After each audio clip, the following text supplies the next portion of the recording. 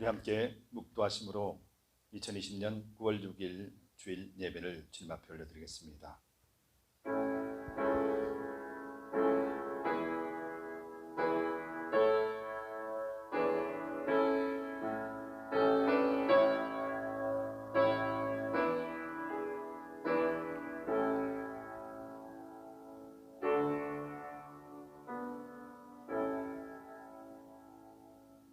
여호와여, 내가 깊은 데서 주께 부르짖었나이다. 주여, 내 소리를 들으시며 나의 간구하는 소리에 귀를 기울이소서. 여호와여, 주께서 죄악을 감찰하실진대 주여, 누가 서리이까? 그러나 사유하심이 주께 있음은 주를 경외케 하심이니이다. 나 곧 내 영혼이 여호와를 기다리며 내가 그 말씀을 바라는도다. 파수꾼이 아침을 기다림보다 내 영혼이 주를 더 기다리느니 참으로 파수꾼의 아침을 기다림보다 더하도다. 이스라엘아, 여호와를 바랄지어다. 여호와께서는 인자하심과 풍성한 구속이 있음이라. 저가 이스라엘을 그 모든 죄악에서 구속하리로다. 아멘. 우리 함께 일어나셔서 찬송가 28장으로 찬송 올려드리겠습니다.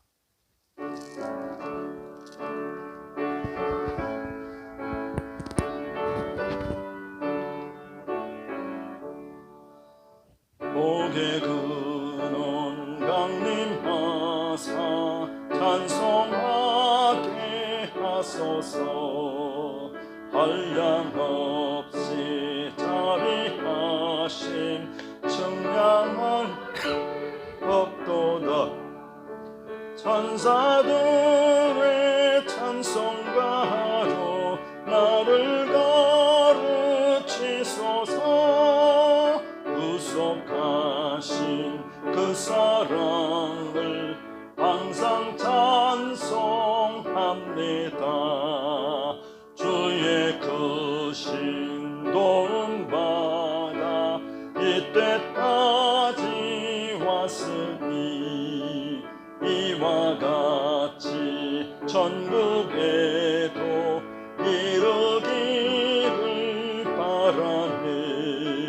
하나님의 품을 떠나 죄에 빠진 우리를 예수 구원하시려고 보혈을 내주셨네.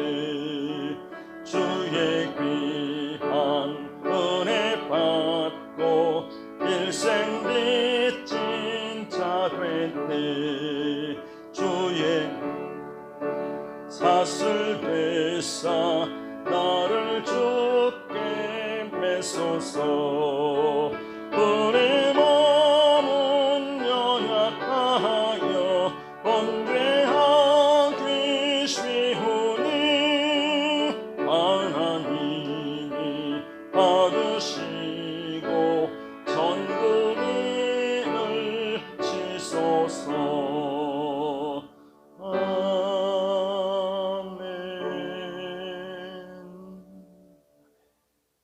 사도신경으로 우리의 신앙을 고백드리겠습니다. 전능하사 천지를 만드신 하나님 아버지를 내가 믿사오며 그 외아들 우리 주 예수 그리스도를 믿사오니 이는 성령으로 잉태하사 동정녀 마리아에게 나시고 본디오 빌라도에게 고난을 받으사 십자가에 못 박혀 죽으시고 장사한 지 사흘 만에 죽은 자 가운데서 다시 살아나시며 하늘에 오르사 전능하신 하나님 우편에 앉아 계시다가 저리로서 산자와 죽은 자를 심판하러 오시리라.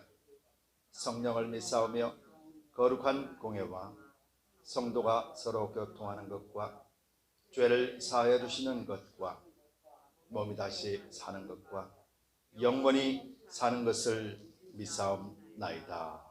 아멘. 다 같이 자리에 앉아주시기 바랍니다. 찬송가 460장 함께 찬송 드리고 난 뒤에 기도하겠습니다.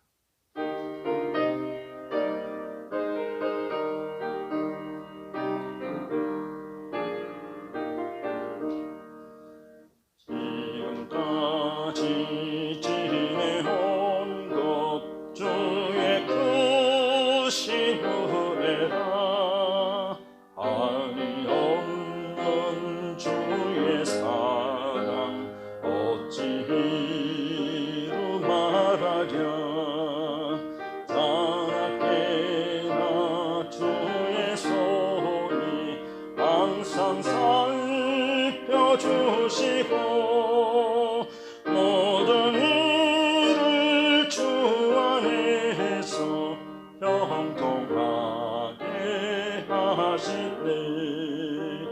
몸도 맘도 연약하다 세임받아 살았네. 물 붓듯이 부으시는 주의 은혜 족하다. 사랑 없는 거리에나 험한 산길 헤맬 때 주의 손을 굳게 잡고 찬송하며 가리라. 주님 다시 뵈올 날이 날로 날로 다가와 무거운 짐 주께 벗겨 벗을 날도 멀지 않네. 나를 위해 예비하신 고향 집에 돌아가 아버지의 품 안에서 영원토록 살리라. 기도드리겠습니다. 참 좋으신 주님, 감사합니다. 지금까지 지내온 것 모두 주님의 크신 은혜임을 고백합니다. 하나님의 그 사랑이 매일같이 우리 두드림교회와 또 우리 성도님들 위해 함께 하심으로 모든 인생 가운데서도 하나님 승리케 하시니 감사합니다. 무엇보다도 코로나 바이러스가 창궐하는 이 시기에 하나님을 향한 믿음을 잃지 않고 또 굳건하게 세워나가게 하시니 더욱더 감사를 드립니다. 아버지 하나님, 주님께서 세우신 두드림교회와 우리 성도님들 한 분 한 분의 삶이 온전하신 주님의 기쁨 되기를 소망합니다. 세워주신 목적대로 행하게 하시고 하나님이 우리를 향한 그 소망을 하나님께서 온전하게 이루어 주심을 보게 하여 주시옵소서.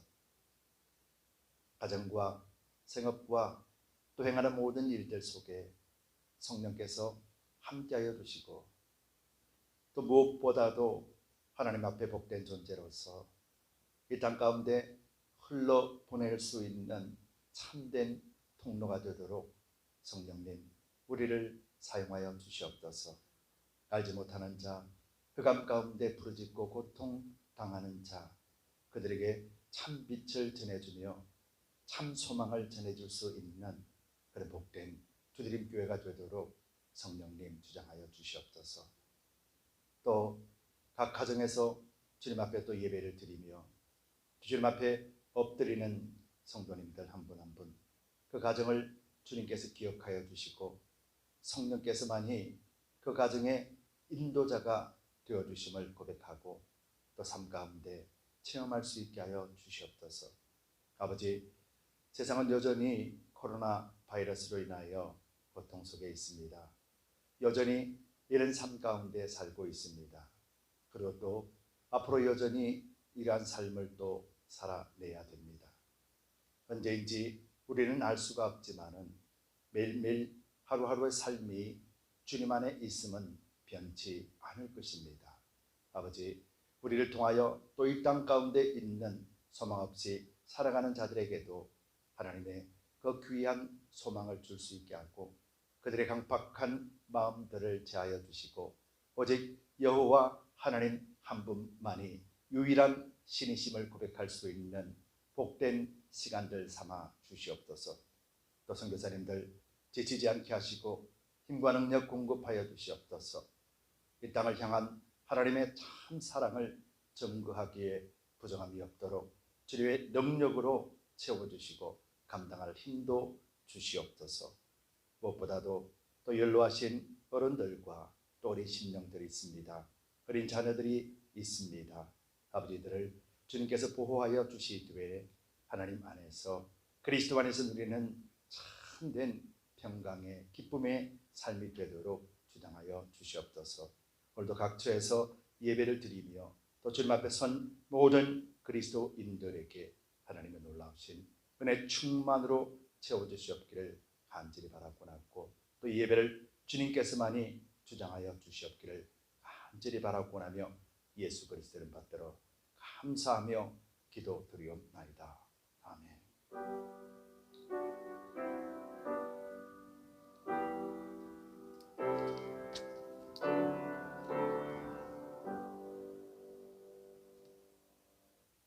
아멘. 교회 소식을 알려드리겠습니다. 주보를 참조해 주시면 되겠습니다. 계속해서 팬데믹, 계속해서 코로나 바이러스로 인하여서 모이기에 힘듭니다. 여러분들 계속해서 기도해 주시기 바랍니다. 언젠가는 끝이 날 거겠지만은 하나님께서 이 모든 것들을 끝냈고 또 이루어 주셨다는 것을 알 수 있도록 우리가 계속해서 부르짖고 기도합시다. 또 교회 CUP를 인해서 이제 공사가 있습니다. 시리에서 오는 대로 시작을 할 것입니다. 여러 가지 많은 생각들이 있죠. 그러나 하나님께서 주신 것들에 대해서 우리가 하나하나 하나님 앞에 기도하면서 해결해 가야 될 줄 믿습니다. 우리 주님께서만이 주신 것 주님께서 이루어 주실 줄 믿고 특별히 여러분들의 간절한 기도가 필요합니다. 어디에 있으든지 교회를 위해서 기도해 주시면 고맙겠습니다. 그리고 또 성경 읽기도 계속해서 해주시고 또 말씀을 가지고 여러분들이 승리하시는 삶이 되기를 소망합니다. 또 9월 30일 홈리스 피플을 우리가 셀트에서 봉사하는 것도 여러분들 계속 기억해 주시고 기도해 주시면 고맙겠습니다. 함께 참여하는 분들과 또 참여하지 못하더랄지라도 함께 기도하면서 하나님의 사랑을 조금이라도 나눠줄 수 있고 어려운 시기일수록 더욱더 하나님의 사랑을 전가할 수 있는 그런 두드림 교회가 되기를 소망합니다.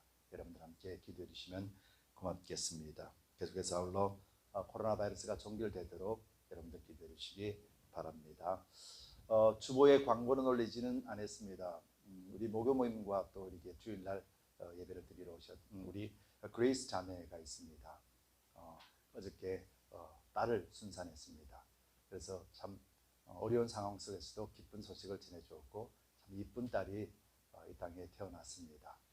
여러분들 혹시 아실지 모르겠네요. 오드리라고 조그만 이쁜 아이가 있었잖아요. 네, 그 엄마입니다. 그리고 남편은 호세라고 있는데 아직 교회는 나오진 않고 있습니다. 여러분들 기도해 주시고 또 혹시 여러분들 연락되시면 축하해 주시고 또 그 자녀들을 위해서 기도해 주시면 고맙겠습니다.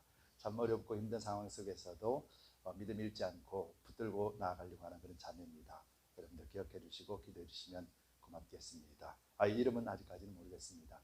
그래서 특별히 순산해 주신 하나님께 감사하고 또 건강하게 회복될 수 있도록 여러분들 기도해 주시면 고맙겠습니다. 예, 이상 교회 소식을 알려드렸습니다. 다른 것은 주보를 참조해 주시기 바랍니다. 오늘 하나님이 주시는 말씀을 보도록 하겠습니다. 오늘 말씀은 창세기 말씀입니다. 창세기 40장 1절에서 23절 말씀입니다. 오늘 말씀이 좀 깁니다. 창세기 40장 1절에서 23절 말씀입니다. 우리 한 목소리로 같이 천천히 읽도록 하겠습니다.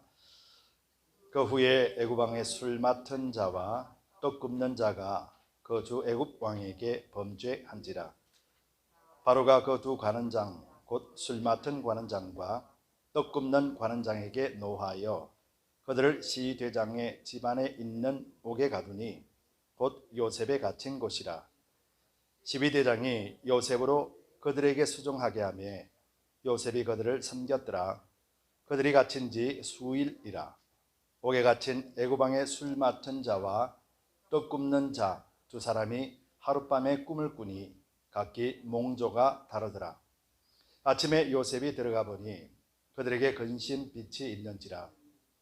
요셉이 그 주인의 집에 자기와 함께 갇힌 바로의 가는 장에게 묻되 당신들이 오늘 어찌하여 근심빛이 있나이까? 그들이 그에게 이르되 우리가 꿈을 꾸었으나 이를 해석할 자가 없도다.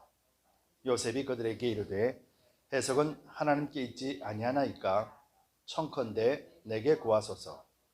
술 맡은 관원장이 그 꿈을 요셉에게 말하여 가로되 내가 꿈을 꾸니 내 앞에 포도나무가 있는데 그 나무에 새 가지가 있고 싹이 나서 꽃이 피고 포도송이가 익었고 내 손에 바로의 잔이 있기로 내가 포도를 따서 그 즙을 바로의 잔에 짜서 그 잔을 바로의 손에 들여 놓으라. 요셉이 그에게 이르되 그 해석이 이러하니 세 가지는 사흘이라. 지금부터 사흘 안에 바로가 당신의 머리를 들고 당신의 전직을 회복하리니 당신이 이왕에 술 맡은 자가 되었을 때 하던 것 같이 바로의 잔을 그 손에 받들게 되리이다. 당신이 득이 하거든 나를 생각하고 내게 은혜를 베풀어서 내 사정을 바로에게 구하여 이 집에서 나를 건져내소서. 나는 히브리 땅에서 끌려온 자요 여기서도 옥에 갇힐 일은 행치 아니하였나이다. 또 굽는 관원장이 그 해석의 기람을 보고 요셉에게 이르되 나도 꿈을 보니 흰떡 새 강주리가 내 머리에 있고 그 윗 강주리에 바로를 위하여 만든 각종 구운 식물이 있는데 새들이 내 머리의 광주리에서 그것을 먹더라. 요셉이 대답하여 가로되 그 해석은 이러하니 쇠 강주리는 사흘이라. 지금부터 사흘 안에 바로가 당신의 머리를 끊고 당신을 나무에 달리니 새들이 당신의 고기를 뜯어 먹으리이다 하더니 제3일은 바로의 탄일이라. 바로가 모든 신하를 위하여 잔치할 때에 술 맡은 관원장과 떡 굽는 관원장으로 머리를 그 신하 중에 들게 하니라. 바로의 술 맡은 관원장은 전직을 회복하며 그가 잔을 바로의 손에 받들어 드렸고 떡 굽는 관원장은 매달리니 요셉이 그들에게 해석함 같이 되었으나 술 맡은 관원장이 요셉을 기억지 않고 잊었더라. 아멘. 기도하겠습니다. 좋으신 주님 감사합니다. 이 시간에도 또 부정한 종의 말씀을 대언합니다. 오직 주님 한 분만 나타나게 하시옵소서. 또 부정한 종을 오직 십자가 뒤에 감춰 두시옵소서. 감사드리며 예수 그리스도의 이름 받들어 간절히 기도드리옵나이다. 아멘. 우리 함께 성경을 드셔서 함께 힘차게 선포하겠습니다. 함께 성경을 드시고 선포하겠습니다. 하나님의 말씀은 내 발의 등이요 내 길의 빛입니다. 내가 말씀을 지키면 하나님께서 나를 지키십니다. 아멘. 요즘 같은 이 시기에도 더욱더 하나님이 지키시고 또 인도해 주실 줄 믿습니다. 반갑습니다. 한 주간도 승리하셨죠? 한 그저께 제가 이렇게 인사한 것 같아요. 일주일이 얼마나 빠른지 그저께 제가 여러분들에게 잘 지내셨습니까? 한 것 같은 그런 느낌이 듭니다. 날씨도 덥고 또 코로나 때문에 참 마음도 어지러운데 시간은 왜 이렇게 빨리 가는지 모르겠습니다. 더군다나 날씨가 너무 더워요. 오늘도 날씨를 보니까 자정까지 90도더라고요. 여러분들 건강하시기 바랍니다. 또 물도 많이 드시고요. 이럴 때일수록 더욱더 마음을 평온하게 가지시기 바랍니다. 물론 상황은 우리에게 평온하지 않게 합니다만은 그래도 우리는 그리스도를 믿는 자이기 때문에 마음을 더욱더 평안하게 가지시기 바랍니다. 그리고 또 우리가 할 수 없는 일들에 대해서는 하나님 앞에 맡겨드릴 줄 아는 그런 용기와 지혜도 필요할 줄 믿습니다. 더욱더 여러분들 건강하시기 바랍니다. 한국에 있는 교회들도 잠깐 제가 그저께 한국에 있는 선교사님들, 선교사님들과 또 그곳에 사역하시는 분들하고 화상을 통하면서 실정을 잠깐 들어봤더니 참 대형 교회들도 많이 힘들지만은 철저하게 방역이라든지 또 국가에 협조하면서 잘하고 있다라는 그런 소식들을 들려주었습니다. 대부분의 교회들은 정말로 하나님 말씀도 순종하지만은 또 이 땅에 대해서도 순종하려고 하고 또 사람들과 또 소통하려고 하는 그런 노력들이 지금 이 시기에도 참 많이 하는 것을 보게 됩니다. 그러나 실제적으로는 언론에 나오는 것을 보면은 우리 그리스도인들이 참 못할 짓을 하는 사람처럼, 그래서 참 별개의 사람처럼 그렇게 비춰질 때가 참 많이 있습니다. 바로 이것이 또 마지막 때에 일어나는 현상이 아닐까라는 생각을 해봅니다. 저는 이 본문 말씀을 묵상하다가 두 사람을 떠올렸습니다. 한 사람은 다윗이었고 또 한 사람은 본문 속에 있는 요셉이었습니다. 왜 다윗이었을까? 왜 요셉이었을까? 또 그러다가 왜 나일까? 또 왜 여러분들일까? 라는 것까지 생각을 해보게 되었습니다. 여러분, 다윗과 요셉을 보면은 하나님 앞에 놀라우신 은혜를 체험하고 경험하고, 그리고 또 입지적인 인물이고 성공적인 인물로 우리에게 각인되어 있습니다. 그래서 하나님이 마음에 합한 자가 다윗이었고 또 하나님이 형통하다 말씀하신 자가 요셉이었거든요. 그래서 우리 기억 속에는 다윗이 이스라엘을 통일하고 통일 왕국을 이루며 솔로몬에게 그 부와 명예를 물려준 왕, 지금까지도 이스라엘에게 추앙받고 존경받는 그런 왕. 그리고 또 요셉을 보면은 하나님께서 요셉을 특별하게 사랑하시어서 애굽의 총리로 삼아주시어서, 그리고 또 그 북이 영화뿐만 아니라 모든 사람을 통치했던 자, 우리가 기억하는 그런 모습이 바로 다윗과 요셉에 대한 기억일 것입니다. 그런데 제가 말씀을 묵상하다가 왜 다윗이었을까, 왜 요셉이었을까를 생각해 보면은 다윗이 하나님이 마음에 합한 자라고 했던 것이 다윗이 왕이 되거나 다윗이 통치할 때가 아니었다는 것을 알게 돼요. 다윗이 혼자서 양을 치고 그 어린 시절에 양을 치면서 광야에서 하나님을 바라보고 하나님만을 의지했던 그 모습이 하나님이 마음에 합한 자라 미리 정하셨더라는 것이더라고요. 오늘도 요셉을 보면은 요셉이 애굽의 총리가 되기 전에 하나님의 형통한 자라고 말씀하셨어요. 근데 어찌 요셉이 형통하였을까라고 본다라면은 오늘 성경 속에 보면은 창세기 39장 2절에 뭐라고 말씀하시냐면은 여호와께서 요셉과 함께 하심으로 그가 형통한 자가 되어 그 주인 애굽 사람의 집에 있으니 라고 말했어요. 쉽게 말하면은 요셉의 형통이 애굽 사람 집에, 보디발의 집에 가서 하나님이 형통한 것이 아니라 이미 형에게 팔려올 때, 종으로 팔려올 때부터 형통한 자였다라는 것을 성경은 말해주고 있다라는 것이죠. 그래서 요셉이 이 형통이 어디서부터 왔을까라고 묵상을 해본다라면 결국은 요셉을 하나님이 선택하실 수밖에 없는 사람이었음을 보게 됩니다.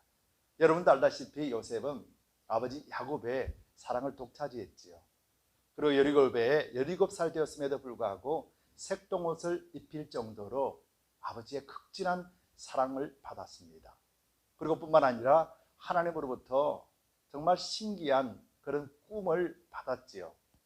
그래서 그 꿈을 가지고 있는 자였고 아버지의 사랑을 듬뿍 받은 자였습니다. 언젠가 제가 설명을 드렸으면 요셉이 야곱으로부터 그 사랑을 듬뿍 받을 때 아버지에게서 무엇까지 받았을까? 결국 하나님도 함께 받았다라는 거예요. 아버지 야곱이 그동안에 있었던 일들을 요셉, 그 사랑하는 아들에게 나의 하나님은 이런 분이셨다, 우리 할아버지 하나님은 이런 분이셨다, 우리 정조 할아버지가 되는 아브라함의 하나님은 이런 분이셨다, 그 이런 분이 나에게 이렇게 행하셨다라는 소리를 아마 요셉은 어릴 적부터 듣고 자랐을 것 같아요.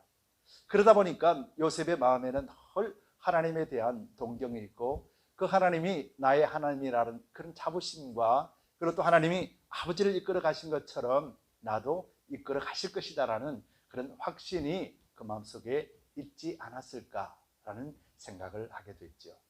그래서 하나님은 그 하나님의 말씀을 듣고 아버지로부터 하나님에 대한 그 말을 들을 때 그 마음속에 담아두었던 그 요셉을 하나님은 형통한 자라 말씀하지 않으셨을까라는 것을 오늘 본문을 통해서 보면서 확인하게 됩니다. 그러면은 여러분들은 혹시 나는 형통한 자인가, 아니면 나는 형통한 삶을 살았는가라고 한 번쯤은 생각해 보셨을 것입니다. 여러분들은 어떻습니까? 여러분들은 형통한 자라고 말씀하실 수가 있을까요? 아멘. 감사합니다. 감사합니다. 그래요. 우리의 삶은 사람들이 생각하는 형통이라는 것은 말 그대로 만사 형통, 무슨 일이든지 간에 내가 손만 대면 잘 되고, 내가 가는 길은 늘 하나님이 지켜주고 보호하여 주시어서 병도 안 들고 사람 관계도 좋고 하는 일마다 잘 되어서 부귀영화를 누리는 것, 이것이 아마 우리가 생각하는, 또 세상이 생각하는 형통의 모습이었을 것입니다. 그런데 성경에는 그 형통의 모습이, 이 요셉이 포로로 잡혀가기 전부터 형통이라고 말씀하셨고요. 그리고 또 형통한데 너무 성경을 보면은 이상한 것이 있어요. 이 형통한 요셉에게는요, 하나님이 형통하다라고 말씀해 주셨는데도 불구하고 실제적으로 요셉이 총리가 되기 전까지는 자기 자신에게는 아무것도 없었다라는 거예요. 가족도 없었고요, 재산도 없었고요, 심지어는 자유자라는 신분도 없었어요. 종의 신분으로 그대로 가지고 있었지요. 또 보디발의 아내, 아무 잘못도 없는데 누명을 쓰고 옥에 갇히는 일까지 있었다라는 거예요. 언제까지요? 28살까지. 요셉이 17에 팔려가고 28살까지 11년을 이런 삶을 살았는데 하나님은 그 전에 형통한 자라 말씀하셨다라는 거예요. 형통했으면은, 아니 떵떵거리고 잘 살고 종에서 갑자기 자유자가 되고 신분이 급상승하고 이런 모습이 우리가 생각하는 형통인데, 요셉은 11년 동안 형통한 자라 그랬는데 요셉의 신분에 조금도 변화가 없었고, 억울함은 더해지고 분통함은 더해지는 그런 삶을 요셉은 살았더라는 것이죠. 근데 더 재밌는 것은요, 이 요셉의 형통한 자 요셉 때문에 누가 덕을 보냐면은 바로 보디발이 덕을 봤다라는 거예요. 이 형통한 자 때문에 보디발을 복을 주셨는데, 이 복받은 보디발은 나중에 억울한 요셉을 감옥에 쳐넣기까지 했습니다. 이 형통한 요셉을 통하여서 오히려 보디발의 복을 받는 모습을 보며 성경을 읽을 때마다 화가 치밀지요. 아니 요셉이 뭐가 잘못했다고 세상적인 가치관을 본다라면 보디발이 복받는 것이 너무도 억울한 것이에요. 그리고 오늘 또 더 기가 막힌 것은 이 요셉, 형통한 자의 요셉 때문에 술 맡은 관원장이 직분이 회복되는 그 꿈을 해석해주고, 그 꿈으로 인하여서 하나님 주신 그 꿈으로 인하여 술 맡은 관원장이 또 회복되는 그런 혜택을 또 받게 된다라는 것입니다. 하나님께서 원하시는 형통이 무엇일까? 그리고 또 형통한 자에게 하나님은 무엇을 원하실까? 오늘 본문을 통해서 두 가지를 살펴보기를 원해요. 여러분들은 형통한 자입니다. 예수 그리스도를 믿는 믿음 안에 있는 자이기 때문에요. 그래서 형통한 자는 어떤 자가 형통한 자냐?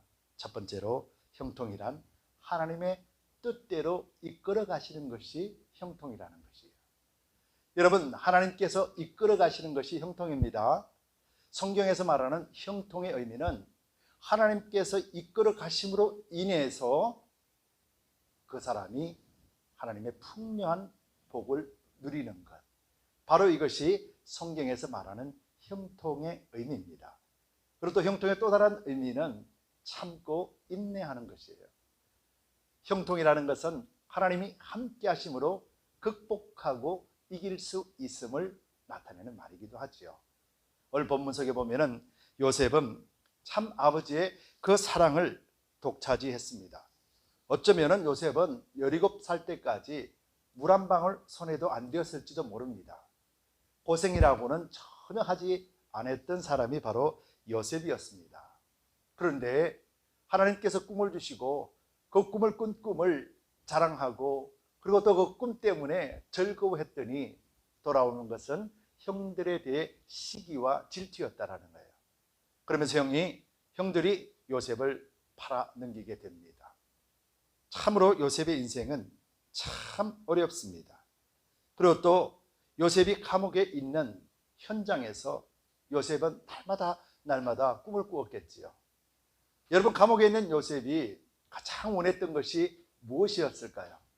요셉은 그 감옥 속에서 그 억울한 누명을 벗는 것도 중요하지만은 하루속히 사랑하는 아버지 품에 가고 싶었을 것이에요. 요셉은 애굽 땅에 정남이가 떨어진 사람이라는 거예요.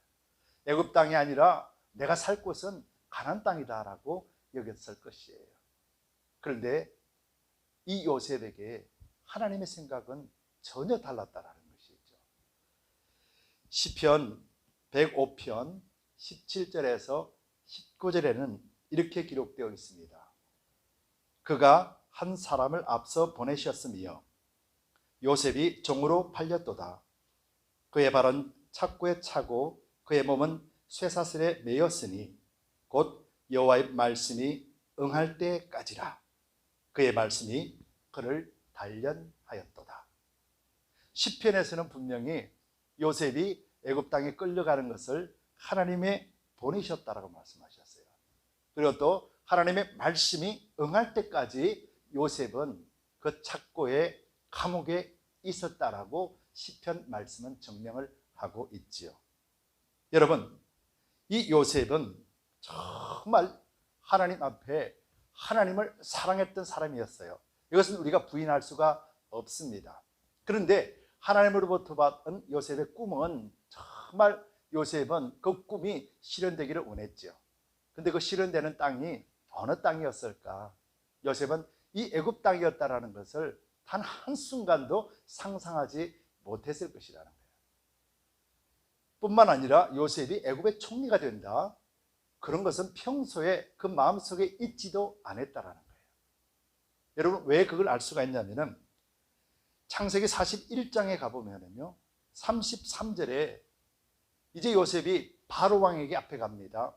그래서 바로 왕의 꿈을 해석해 주게 되죠.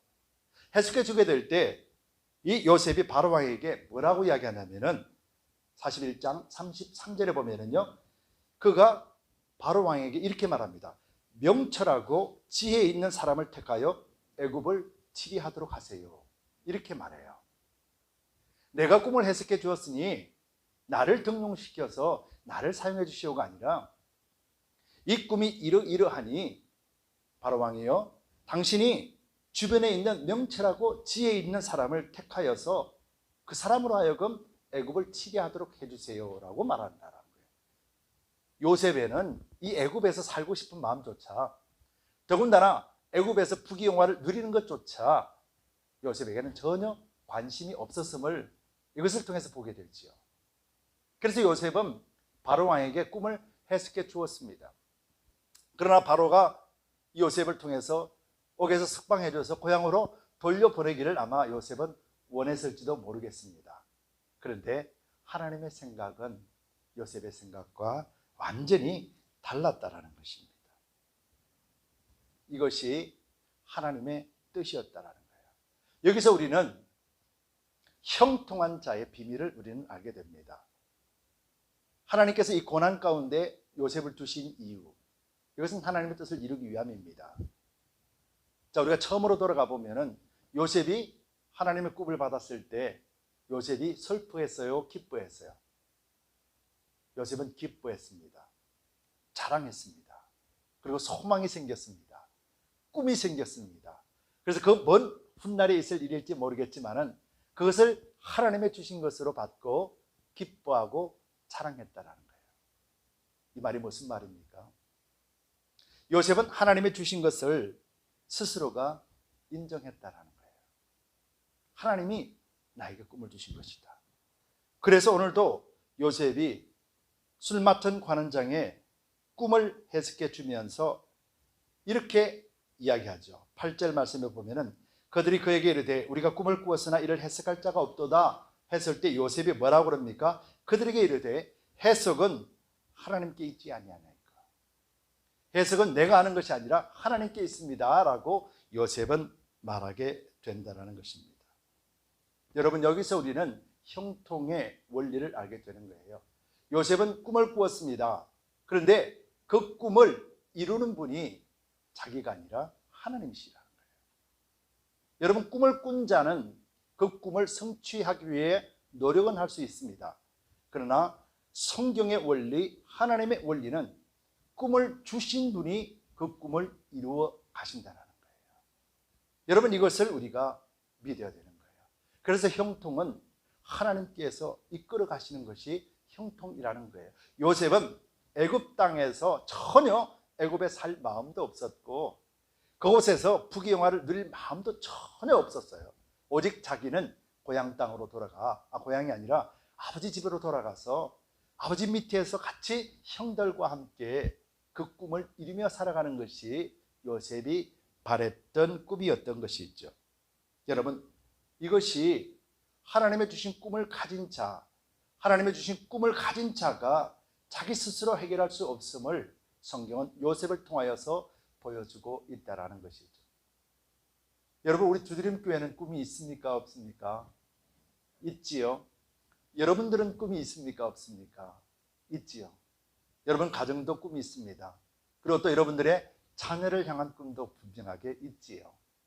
그런데 이 꿈이 내 꿈이라면은, 내가 꾼 꿈이라면은 내가 해결할 수가 있을 것입니다. 노력하고. 그러나 이것이 만약에 하나님이 주시는 비전이라, 하나님이 주시는 꿈이라 그러면은 우리는 우리가 할 수 없다라는 거예요.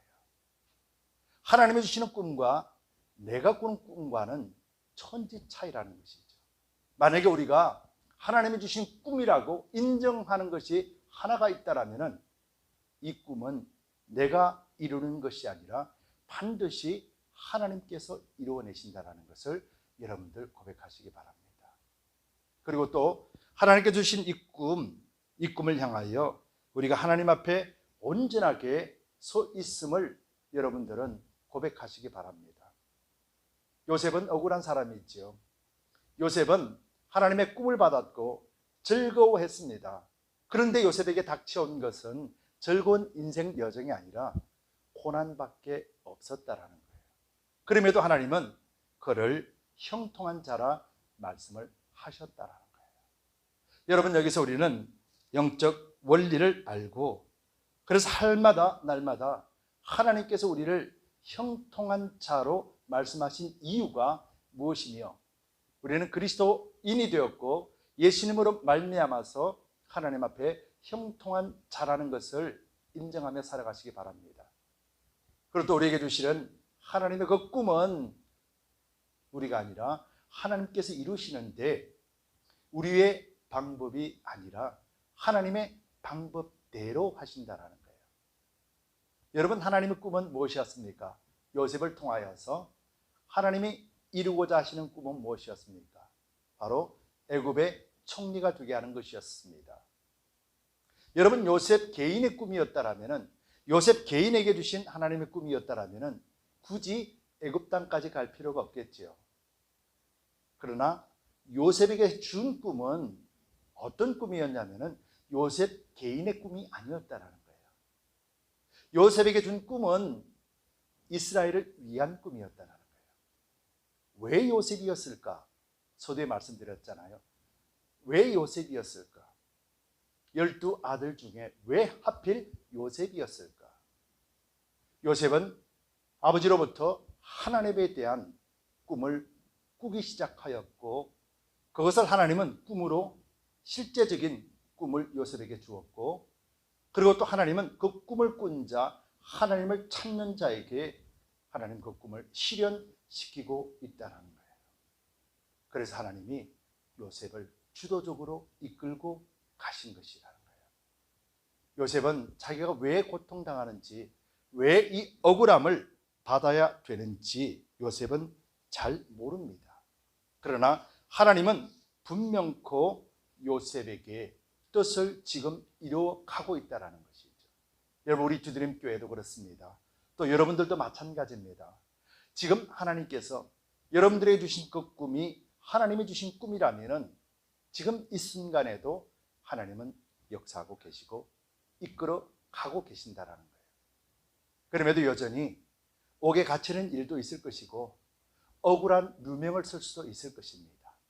그러나 반드시 하나님은 이 과정 속에서 애굽의 총리로 삼아주시고 온 이스라엘을 하나님의 구원의 방주의 역할을 할 수 있도록 만들어 주신 것처럼 우리 두드림 교회와 여러분들을 나만 아니라 주변에 있는 사람들과 이 땅을 위한 구원의 방주로 하나님은 지금 사용하고 또 하나님은 지금 일하고 계신다라는 것을 여러분들 잊지 마시기 바랍니다.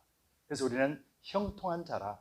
형통한 자는 하나님께서 만사 형통으로 이끌어 주시는 것이 아니라 하나님의 뜻 가운데 우리를 하나님께서 이끌어 가시는 자가 바로 형통이라는 것을 여러분들 기억하시고 여러분들 삶 속에 오직 하나님의 형통만이 넘쳐나기를 예수님 이름으로 축복합니다. 두 번째로 하나님의 형통한 자, 성도의 형통한 자라고 그랬잖아요. 형통한 자는 이 형통한 이 자체, 형통한 자가 되는 것으로도 충분하다라는 거예요. 여러분, 우리가 형통한 자라면 조금 전에 말씀드렸다시피 만사가 형통이 되어져서 내가 누림이 있고 내가 그 부귀 영화나 그 모든 것들을 직접 누려야만이 형통한 자라고 세상은 말을 하지요. 또 우리의 가치관도 아마 그럴 것입니다. 그런데 이 형통은 하나님께서 형통한 자가 되는 것으로도 충분하다라고 말씀하고 계신다라는 거예요. 여러분, 당시에 술 맡은 관원장과 떡 맡은 관원장이 한 감옥에 있었잖아요. 근데 요셉이 평소 같으면 이 사람들을 만날 수가 없습니다. 술 맡은 관원장은 뭐 다른 면에서 보면은 어찌 보면은 이 내무대신처럼 왕과 가까이 있는 사람이거든요. 떡 맡은 관원장도 마찬가지고 한마디로 고관 대작이란 말이에요. 이런 사람을 요셉은 만날 수가 없습니다. 그런데 이 두 사람이 바로 왕에게 죄를 지음으로 인하여서 이 보디발에 있는 집에 있는 옥에 갇히게 됨으로 인하여서 요셉을 만나게 된 거거든요. 근데 이 성경 본문을 자세히 읽다 보면은 참 이상한 일들이 벌어지죠. 그 고관 대작이었던 사람이 자기가 꾼 꿈에 대해서 누구에게 이야기하냐면요, 하찮은 자에 불과한 종의 그리고 또 죄인의 신분인 요셉에게 그 꿈을 스스럼없이 이야기하고 있는 장면을 보게 됩니다. 이것이 형통한 자예요. 하나님이 함께한 자는 형통한 자로서 그 옥에서도 그 전 옥을 담당하는 사람이 요셉에게 모든 것을 맡길 수 있을 정도로 성실하고 정직하게 살았던 사람이에요. 억울하고 분통하지만은 자신의 삶의 영역에서는 그 억울함과 분통함 때문에 자신을 무너뜨리는 것이 아니라 자신의 주어진 그 하루하루의 삶을 성실하고 정직하게 살았더라는 거예요. 그래서 이 술 맡은 관원장과 매일 오고 가며, 왜냐하면 오늘 본문 3절에 보면은 4절에 보면은요, 시위대장이 요셉에게 그들에게 수종하게 하매라고 하며 이 시위대장 보디발이 특별히 요셉에게 술 맡은 관원장과 떡 맡은 관원장을 수종 들게 했다라는 거예요. 쉽게 말하면 가까이에서 지근거리에서 수발을 들게 했다라는 거예요. 옥바라지를 하게 했다라는 거예요. 그러다 보니까 요셉은 그전에 보디발의 집에 있었을 때 주인과 종의 관계 속에서 단 한 번도 자기의 속마음을 내려놓을 수가 없었어요. 보디발에게는 자신이 억울하다, 자신이 왜 여기에 와 있는지 모르겠다, 단 한마디도 할 수가 없었던 것은 종과 주인의 신분이었기 때문에. 그런데 오늘 옥에는 같은 죄인의 신분으로서, 그것도 왕의 측근에 있는 사람을 개인적으로 수발을 드는 관계까지 발전이 되었다라는 거예요. 누가 그렇게 하셨어요? 하나님이 그렇게 하셨다는 거예요. 평소에 만날 수 없는 사람, 그 사람을 하나님은 옥에서, 그것도 요셉의 성실하고 정직한 삶을 아는 보디발이 그들을 수종들게 했더라는 것이죠. 여기서 하나님의 섭리를 우리는 보게 되는 거예요. 그런데 더 희한한 거 여러분들 한번 묵상해 보세요. 보디발의 아내를 범했다 그래서 억울하게 누명을 썼다라면은 그 시절 같으면은요, 이 보디발이 요셉을 그 자리에서 적결 심판해도 무방한 상태입니다. 그런데 보디발은 화가 치밀어 올랐지만은 요셉을 적결 심판하지 아니하고 특별한 사람들이 갇히는 그 옥에 갇혔다라는 거예요. 일반 대중이 갇히는 옥이 아니라 자기가 집에 있는 옥, 자기 집에 있는 옥이라는 것은 관사를 말하는 것이겠죠. 지휘대장이니까, 요즘 말로 하면 국방부 장관격이니까 자기 집에 있는 옥에, 일반 사람들이 들어올 수 없는 옥이겠죠. 그곳에다 두었다라는 거예요. 무엇 때문에 그랬을까? 저는 참 의아해집니다. 성경은 나와 있지는 않지만은 이것을 잠깐 우리가 볼 수 있다라면, 요셉이 보디발의 집에 갔을 때부터 형통한 자였고, 또 보디발은 요셉을 통하여서 하나님이 함께 하심을 보았다라고 말했잖아요.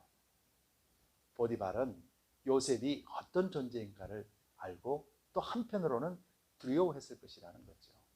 성경 기록되어 있지 않습니다. 그러나 그렇지 않다 하면은 요셉을 적결 심판하거나 죽여도 무방한 상태에서 자신의 집 감옥에 둘 이유가 없다라는 것이죠.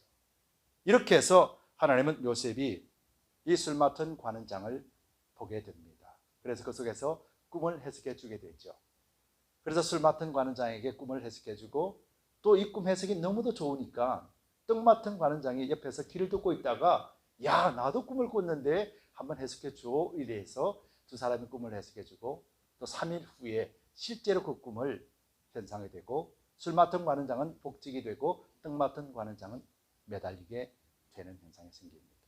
그런데 이것보다도 더 중요한 것은 오늘 요셉의 마음이었다라는 거예요. 본문 잠깐 살펴보겠습니다. 본문 14절, 15절 말씀을 보겠습니다. 14절 말씀, 15절 말씀. 당신이 덕이하거든 나를 생각하고 내게 은혜를 베풀어서 내 사정을 바로에게 구하여 이 집에서 나를 건져내소서. 나는 히브리 땅에서 끌려온 자요 여기서도 옥에 갇힐 일을 행치 아니하였나이다. 여러분, 이 두 문장 속에서 그냥 요셉은 나 정말 억울해요, 나 좀 꺼내주세요 라고 이렇게 말했다라고 우리는 생각할 수 있죠.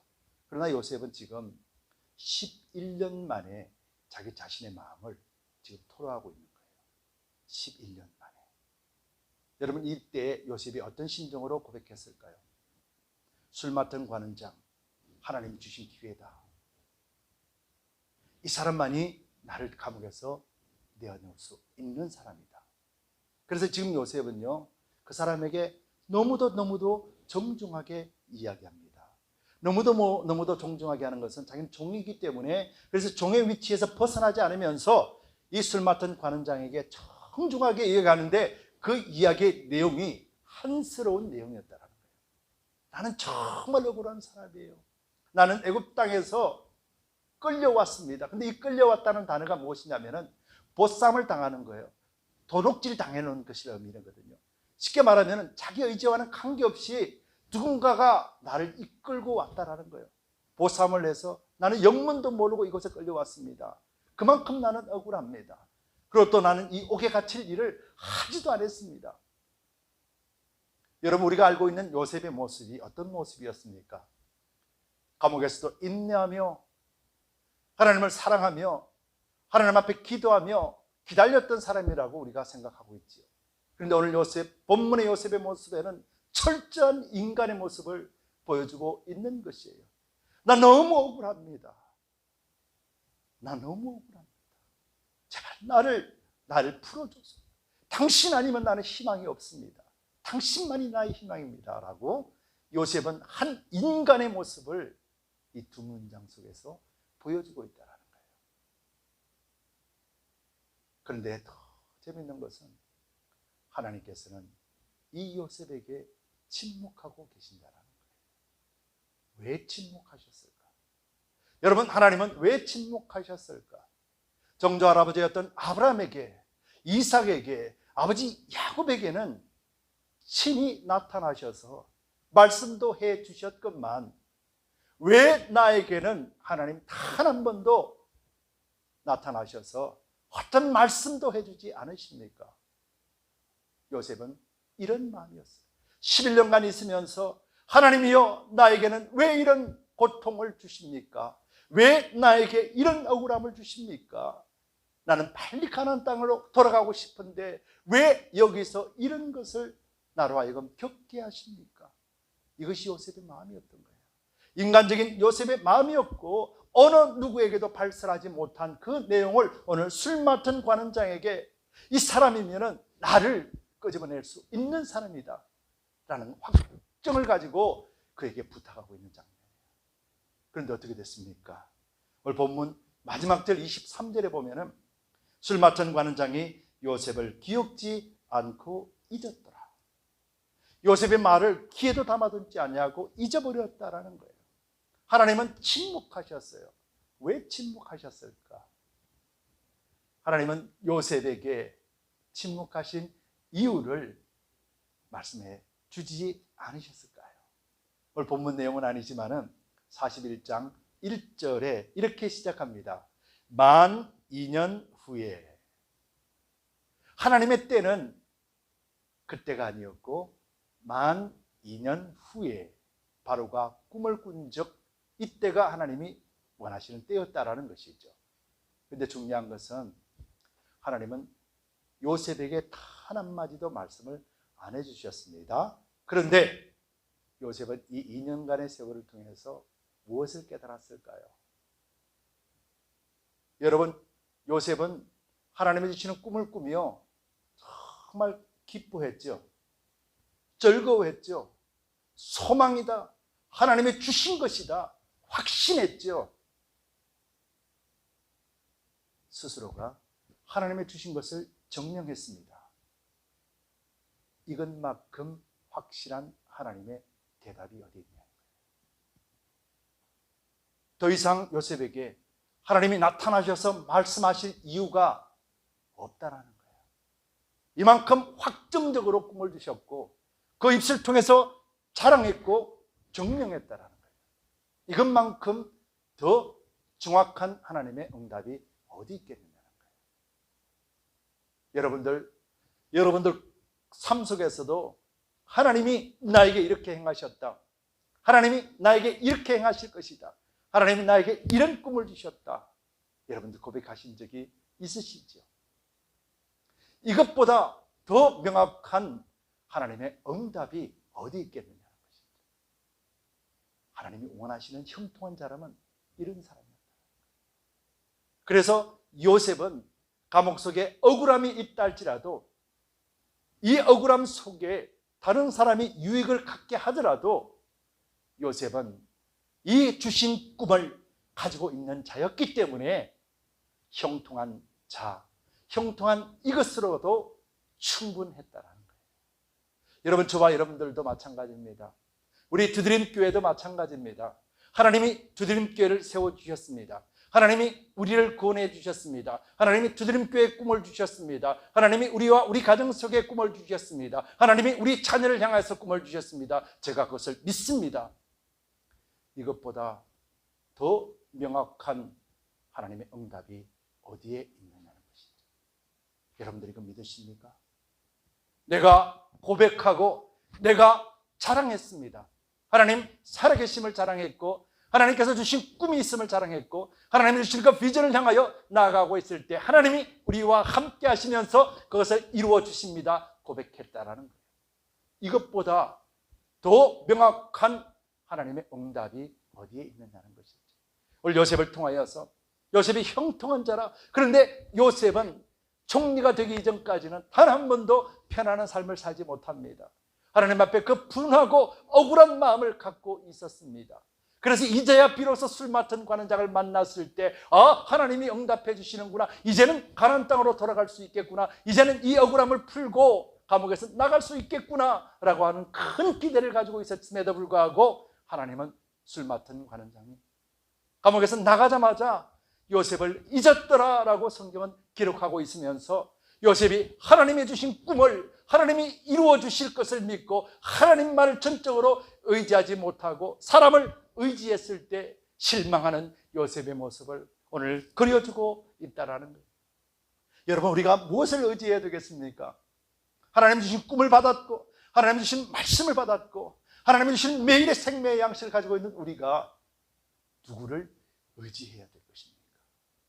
하나님은 요셉을 통해서 너는 형통한 자로서 충분하다라는 거예요. 하나님이 사용하시는 것, 하나님이 너를 통하여서 이루어 가실 것이라는 거예요. 하나님을 믿는 우리 백성, 그리스도를 믿는 우리 백성, 예수 그리스도의 몸된 지체가 된 우리는 이것으로도 충분하다라는 거예요. 하나님의 형통이라는 것은 우리가 하나님 앞에 바로 서 있고 하나님이 우리를 통하여 이끌어 가시는 대로 하나님 앞에 맡겨드리고 어떤 억울한 상황과 감옥에 갇히는 그런 분통한 일이 있다 할지라도 사람에게 그것을 하소연하고 그것을 풀려고 하지 않고 오직 하나님 주님께서 주신 꿈이니 주님께서 이루어 주옵소서, 그 때를 기다릴 줄 아는 자가 바로 형통한 자라는 것이죠. 여러분, 형통이 이것입니다. 그래서 우리는 형통한 자로서 만족하는 거예요. 왜요? 형통은 하나님이 주신 것이고 하나님이 주신 것은 하나님이 책임져 주시겠다라는 말씀이기 때문에요. 우리 주드림 교회는 그래서 하나님이 책임져 주시는 거예요. 그래서 우리는 하나님의 말씀만 가지고 있으면 된다라는 거예요. 하나님이 주시는 이 생명의 양식을 우리가 끝까지 부여잡고 하나님이 주신 말씀이요 하나님이 주신 꿈이요 하나님이 이끌어 가심을 믿는 이 믿음 속에 하나님의 때가 되매 라고 말씀하시는 거예요. 만 2년 후에 요셉은 애굽의 총리가 됩니다. 요셉은 자기 자신의 부귀 영화가 아니라 온 이스라엘이 하나님의 군대가 되는 첫 출발을 요셉을 통해서 하나님은 하신 것이라는 거예요. 이것은 아브라함에게 주신 꿈의 실현이었습니다. 요셉에게 꿈을 준 것은 요셉 개인의 꿈이 아니라 아브라함에게 주신 꿈이었다라는 거예요. 아브라함에게 주신 하나님의 소망이었다라는 것이죠. 그것을 요셉에게 꿈을 주고 그 꿈을 가지고 기뻐하고 하나님을 인정했던 요셉에게 하나님은 애굽 땅이라는 고난을 통하여서 애굽의 위대한 총리로 삼아, 그리고 또 온 이스라엘이 애굽 땅에서 하나님의 군대 400년이 되도록 하나님의 군대를 양육하시면서 가나안 땅을 주시기 원하셨던 하나님의 그 뜻의 출발이 바로 요셉의 형통이었다라는 것이죠. 여러분, 저와 여러분들은 형통한 자입니다. 그러나 우리 하나님께서 형통한 자로 세우신 이유는 우리 자신만이 아니라는 거예요. 오늘 이 시대 코로나 바이러스로 인하여서 고통당하고 있는 자들 향하여 하나님은 어떤 마음을 가지고 있을까? 형통한 자를 통하여 그들에게 유익을 주는 것이요, 형통한 자를 통하여 그들이 살려내는 것이 바로 요셉의 형통함의 비밀이었다면 오늘 주드림 교회와 저와 여러분들에게도 형통함의 비밀은 우리만이 아니라 우리를 통하여서 하나님 이 땅에 죽어가는 영혼들을 하나님 구원하여 주옵소서라 한 걸음 더 나가게 돼야 될 줄 믿습니다. 우리는 요셉을 보면서 하나님의 형통을 알았습니다. 그래서 형통한 자는 하나님께서 친히 이끌어 가시며 형통한 자는 그 형통한 자로서 충분히 만족해 할 때 하나님은 우리를 통하여 하나님의 가장 좋은 때 가장 좋은 것으로 충만하게 채워주실 것입니다. 여러분, 이로써 우리는 걱정하거나 염려하지 말아야 됩니다. 오직 하나님 한 분만을 일으켜 세워주시고 우리를 이끌어 가실 것이고 하나님의 주신 일들을 반드시 성취하실 것이라는 이 믿음 하나면은 충분하다라는 것이죠. 여러분, 이것이 우리 그리스도인으로서 이 땅 사람들과 구별된 자의 모습이 아니겠습니까?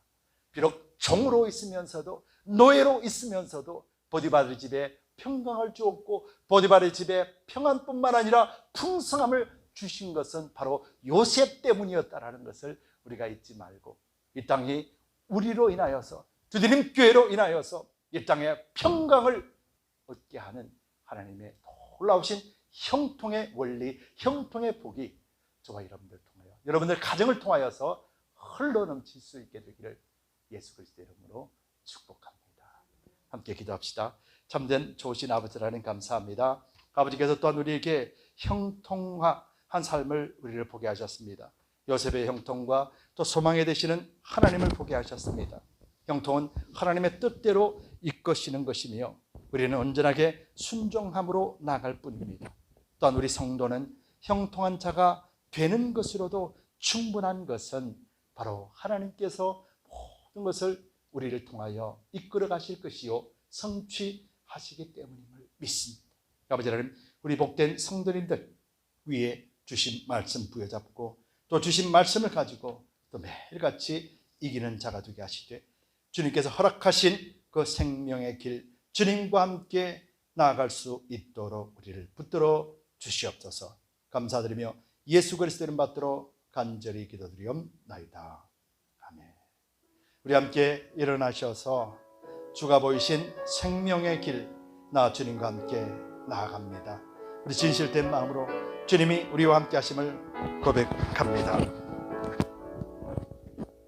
주가 보이신 생명의 길 나 주님과 함께 사랑만 드리며 주님 앞에 나아가니 외로움이 되신 주 그 이름 예수 나의 길이 되신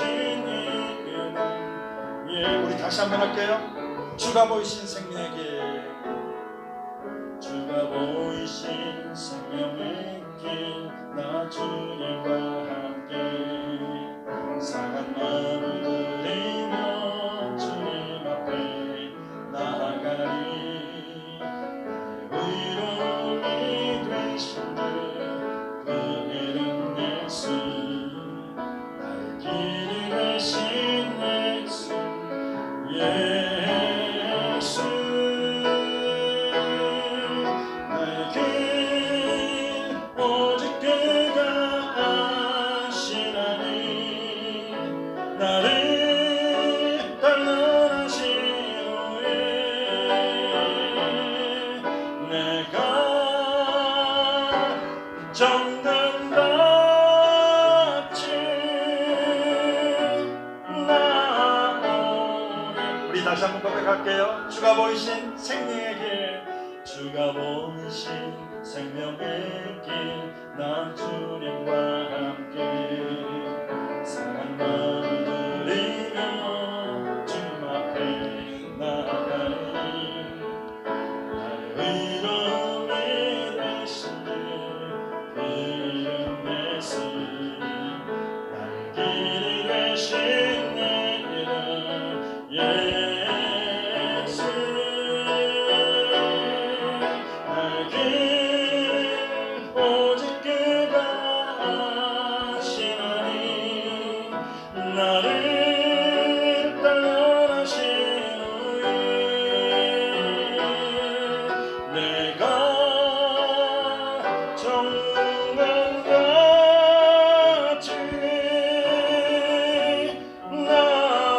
나의 길 오직 그가 아시나니 나의 길 오직 그가 아시나니 나를 단련하신 후에 내가 정든답지 나오리라.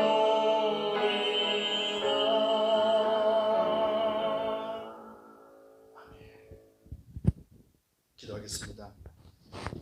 참 좋으신 주님, 감사와 찬송과 영광을 올려드립니다. 하나님께서 우리에게 주신 생명의 길을 우리가 걸어갑니다.